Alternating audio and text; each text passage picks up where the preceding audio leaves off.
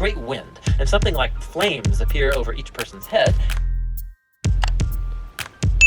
Okay, so we are going to talk about how to actually understand the Bible. Moreover, through this in-depth method for studying the Bible, you're going to understand how to actually get a revelation when you're reading. Hey Bible beauties, welcome back to the channel. I am Yasmine Williams Woods, and every single Thursday at 9 a.m. Central Standard Time, I release faith-based videos to help women conquer life and everything it throws at them by leveraging the courageous love of Jesus. Y'all, I have been waiting since 2020 for this. Back in the day, through the start of my YouTube channel, I met Bun with Christ. We need to do a outfit change. Let's get into it. Read your Bible. Do not play yourself. I don't want you to play you. I don't want to play me. So I'm going to help us. We ain't trying to get played. We just want to make sure demons are slayed. This is the way that I live my life, pursuing the one who is life and the way. Okay, y'all know I be doing too much. For the courageous love part, you know, we got to have some biblical truth. So your word is a lamp to my feet and a light to my path. Sometimes if we're reading God's word, but we not understanding, it's like having a GPS set in a different language, or it's having a GPS and the settings are for Tokyo, but I'm on the east side of Cleveland. Baby, you're going to be lost. Jesus came for the lost. So if I love Jesus, why I'm lost and I'm confused? All right. So the first thing is, let me show you what I have. I just got the basics: highlighters, pens, pencils. And then I got these different glue things, but we'll talk about this soon. Grab your favorite Bible and then my study Bible, which I am so pumped about. And y'all, I've been using it and I'm like, yes, this is exactly what I wanted. It is exactly what I needed. And it is the Cultural Background Study Bible. I wanted this because when I'm listening to a pastor, preacher, teacher, whomever, and they're just like, you know, during that time they used the wineskins for da-da-da, or the women would always do this. And so during that period, the Roman soldiers, and I'm like, how y'all know all this? Because I got to know women's history. I got to know the Roman Empire history. I got to know geography. I got to know like cultural norms of the time. Where y'all get all this from? And so this Bible gives me all of that, and I love it. My main Bible and my study Bible are both NIV, but you also want to have different translations. Also, check out this video where I share all of my favorite free resources. Okay, and then the last thing I have are just these different forms of paper. Let me bring y'all closer. Okay, so in addition to all of those things, you also want to have a plan. Let me just be real. If I don't know what I'm reading when I wake up, I'm less likely to read. But what are we doing? What are we doing, God? Let me and the other Bible beauties know in the comments what are your favorite places to get Bible studies. How I chose what we're going to study today, which is Philippians 4, is because God has been impressing it upon my heart to memorize Romans 8 and Philippians 4. All right. Let's study the Bible. When I first turned and opened to Philippians 4, 99% of what you see in the black pen are old notes. Additionally, I used like one of these little pieces of paper and I wrote out the YUM method. Y-U-M. Ignore my notes for now. We're going to get into that. Just on a blank small piece of paper, like fit into your Bible kind of thing. So as I'm reading through Philippians 4, I am going to be doing YUM. If you don't know what the YUM method is, then there's a free download for you in the description box where I share a guide to quiet time with God, and in that you can see the YUM method. So as I read through Philippians 4 the first time, I was like writing down things that I was like, yes, Holy Spirit is talking to me. Unconfuse me. This makes no sense what y'all talking about. And make it make sense. So any historical clarity that I got, I put it here as I was doing that initial read through. So you'll see that verses 2 and 3, I'm like, what are y'all talking about? Who are these women we want y'all to forgive? What's the whole point here, etc.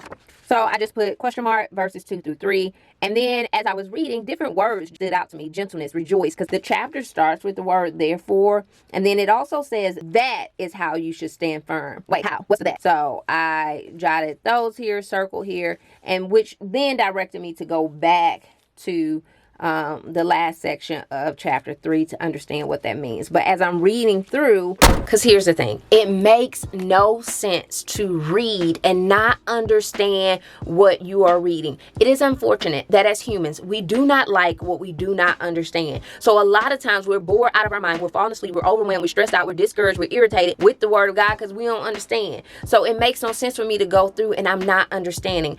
I used the U section to write down so much stuff. All right, so outside of the notes, those were the things that I wrote when I read through. I didn't have any like necessary, yes, God, I hear you talking to me initially. So through my first read, that's literally really all I had. So after you've done your initial read through, I encourage you to then read the same chapter or passage, whatever you're reading, in a different translation or multiple. So Bible Hub is awesome for that because it just has the translations right there side by side. So when I went through and I read different translations, I learned from the New Living Translation that to stand firm basically means to remember that my citizenship is in heaven and not to build my hope on earthly things. I didn't have to dig for that. I didn't have to go to my study Bible for that. A simple different translation will bring additional clarity. Are you enjoying this video? If this is encouraging you in your faith, go ahead right now and share it with another woman who could benefit from this information. Be a digital disciple, boo!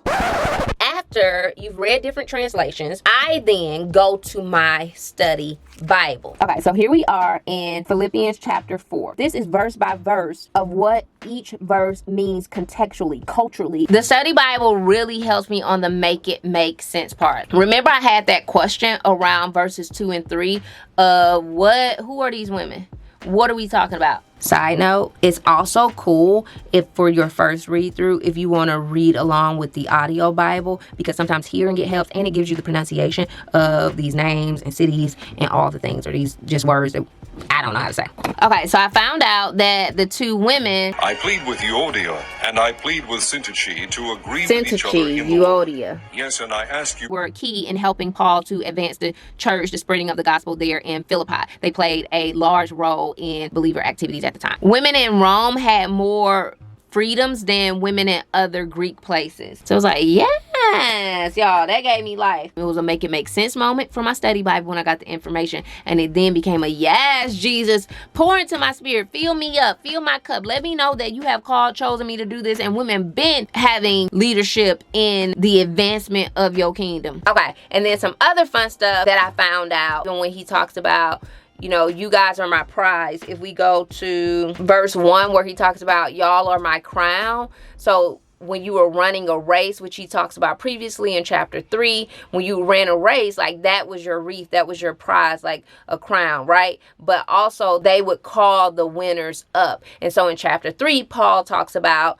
how my prize is in heaven. It's like I'm being called up to heaven. I'm being called up to the podium as if I were running a race. But y'all, these are all contextual things that I got from my study Bible. And just like that excites me. I'm like, yes, I understand. Come on, give it to me, right? So hopefully you're realizing that accessing these different resources can really enrich your time in God's word and your closeness and your understanding. And you know, when you're in a relationship with somebody, the more you understand them, the closer you feel to them. God, give me understanding because I just want to be close. I just want to be close in your face, Jesus. Yes. Okay. This is part 3 of the New Year, New Creation series. I hope you are enjoying this series. Check out the other videos. Make sure you come back at 9 a.m. Central Standard Time on Thursday for the last part of this series. So then I just went through and I did a word study for the words that stood out to me. I used Bible Hub for that. Okay. So the first word that I jotted down to do a word study on is rejoice.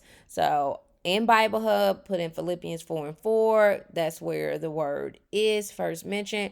And then I'm just going to go press Greek there. And I can see the Greek word for rejoice. I know which part of speech it is being used as. And then it tells me where it's at in Strong's. Also, a Bible dictionary. However, online, I can only find the King James Bible dictionary. I've seen ones where the entries just are filled with so much knowledge. So I encourage you to grab you one as well. This is really standing out to me, freedom from disturbance. And it's the freedom from disturbance that will guard my heart. But then let's compare that to the regular dictionary. We got harmony, freedom, it just wouldn't have done the same, right? The normal freedom from civil commotion, just, it's not giving.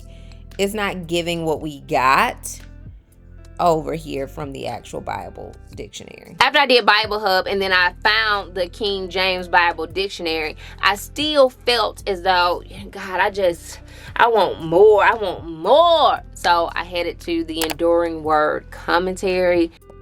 That's that forbearance. That's what really stood out to me here with gentleness, forbearance, which is like a holding back. I don't need to say all the stuff. I don't need to be rude to me. I don't need to tell my truth. I don't need gentleness. It's not just softness and patience and kind and meek, because that's what comes to mind, really. Okay, I'm really feeling like the study Bible gave me all that I needed. Okay, so now I have all of this information and I want to go back through and read the text again. Therefore, my brothers, you whom I love and long for. And we learned that that's just like endearment when you're writing a letter. My joy and crown, so my prize. So my brothers who are my prize, my reward in heaven, your salvation to God is like my joy, is my prize for the work that I've done. That is how that being building your hopes on things eternal, living a life of righteousness, following the example that I've set for you. That is how you should stand firm in the Lord, dear friends. Rejoice in the Lord always. I say it again, rejoice. So heed to my Christian duty, which is to rejoice in the Lord, which is to express my confidence in the Lord always. I will say it again, express my confidence. Let your gentleness be so like your rationale, your moderation, your kindness, your forbearance of like biting your tongue, holding things back, extending grace and mercy. Let your grace and mercy, for me, this is just like my revelations, my takeaway, be evident to all. The Lord is near. And I'm just like, the Lord is an ever-present help. He's with us. Holy Spirit lives inside us. Do not be anxious. Why? Because God is near. Like, why would I ever be anxious? Do not be anxious about anything, but in everything by prayer and petition, with thanksgiving, present your request to God. And the peace, the freedom of God, which transcends all understanding, will guard your hearts and your minds in Christ Jesus. The freedom from disturbances will guard my heart, which transcends all understanding. Finally, brothers, whatever is true, whatever is noble, whatever is right, whatever is pure, whatever is lovely, whatever is admirable, if anything is excellent or praiseworthy, think about such things. Whatever you have learned or received or heard from me or seen in me, put it into practice. And the God of peace, again, the God of freedom from disruption, from disturbances, will be with you. I express confidence greatly in the Lord that at last you have renewed your concern for me. I go back through with this new understanding, with this new revelation. I want to come over here where he's thanking them for the gifts. It says he will meet all of your needs. So not the things that you want, according to his glorious riches in Christ Jesus. We hear this verse, but what is often missing is that context beforehand where he's talking to the Philippi who sent these great gifts to support him. And in response to that, as he's expressing his gratitude, he's saying, and God will supply every one of your needs according to his riches and glory in Christ Jesus. Because you gave, I pray that you will receive a reward for your kindness. So it's just good to know who was talking and who were they talking to. And I know this seems like a lot. It's really not a lot. It just, that's how we get in depth. You can stop at any point on that list, on that trajectory, depending on how deep you want to get when you are reading the Word of God. Okay, so now that I've read through, I got some understanding, I feel good. And that's me looking for my stuff. I'm sorry. I feel full, because we don't live off the bread alone. Oh God, just speak to me. Oh, it's the yum method, and you just want to keep digging into it until you're full. So now I've had this yumminess and now I'm full off of it. That's how I know where I'm like, okay, I'm done with this in-depth study. I'm full. After you have eaten and you are full, then I'm going to go through and I'm just going to write my takeaways, and then I'm going to put them into my Bible. I'm choosing to write on a Post-it note, but use whatever. It is important for me to have all these things in one place. Okay, so I just wrote out my own little summary of what I think the chapter is saying, and remain confident in God at all times. So we're going back to that word rejoice. That's repeated 3 times. Is it 3? Yes. And then, of course, peace really stood out to me. So I made sure remain confident in God at all times. That provides freedom from disruptions. Going back to the guarding of your heart. As you live righteously. Remember, Paul in the beginning of chapter 4 talked about the staying firm in God. That's just my takeaway, which is different from a chapter summary, but I'm summarizing what God spoke to me during this time. Some people might have a problem with that, but I mean, I can't help you if you got a problem with how Holy Spirit is speaking to me. So now I'm going to add these to my Bible so that all my notes are always here. I don't always keep my yum, depending on what I have already written in my margin, what I put on my little takeaway. Oh, let's date this. However, I like these notes and they don't look a whole hot mess. I'm going to add them. Let me date this so when I come back to it, a month from now, 6 months from now, a year from now, 5 years from now, is like, that's what God spoke to me on that day. Yes. I just take this little glue here along the edge.